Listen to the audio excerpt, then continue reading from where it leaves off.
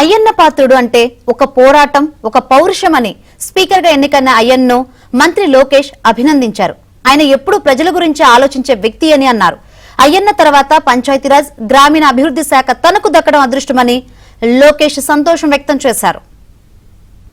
7 సార్లు ఒకే నియోజకవర్గం, నర్సీపట్నం నియోజకవర్గం ఏ అదృష్టం చేసుకుందో నాకు తెలియదు, కానీ 7 సార్లు కూడా నర్సీపట్నం నియోజకవర్గం ఎమ్మెల్యేగా మీరు నిలబడ్డారు.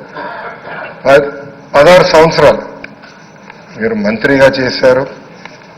చూస్తే టెక్నికల్ ఎడ్యుకేషన్ కానీ 3 సార్లు R&D, forest, environment, science and technology, Panchayati Raj, గ్రామీణాభివృద్ధి శాఖ మంత్రిగా కూడా మీరు చేశారు. ఈ హౌస్లో ఎవరికి పక్కన ఒక అదృష్టం నాకు దక్కింది. మీ తర్వాత పంచాయతీరాజ్, గ్రామీణాభివృద్ధి శాఖ మంత్రి ఏదో అవకాశం నాకు దక్కింది. ఆనాడు మీరు ప్రారంభించిన పనులని పూర్తి చేసే అవకాశం నాకు ఇచ్చారు. మీ నాయకత్వంలో 25,000 కిలోమీటర్లు సీసీ రోడ్ వేశాం, ప్రహరీ గోడలు కట్టాం, పంచాయతీ భవనాలు కట్టాం. గ్రామాలు కూడా ఆనాడు యుద్ధ ప్రాతిపదికంగా తాగునీటి పథకాలు కూడా కలిసి ఏర్పాటు చేశారు.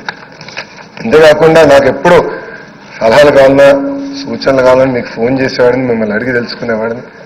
ఆనాడు పంచాయతీరాజ్, గ్రామీణాభివృద్ధి శాఖ మంత్రిగా నేను ఇన్ని పనులు చేయగలనంటే దాని వెనకాల మీరున్నారని ప్రజలందరూ కూడా తెలియజేస్తున్నాను. ఇంతేకాకుండా పెద్దలు గౌరవ ముఖ్యమంత్రి గారు చెప్పినట్లు ఆనాడు ఉత్తరాంధ్ర సుజల సవంతి ఇరిగేషన్ కోసం కూడా మీరు పెద్ద ఎత్తున పోరాడారు. నాకు బాగా గుర్తు.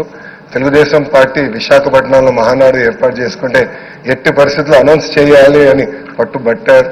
ఆనాడు కూడా గౌరవ ముఖ్యమంత్రి గారు కూడా అనౌన్స్ చేశారు.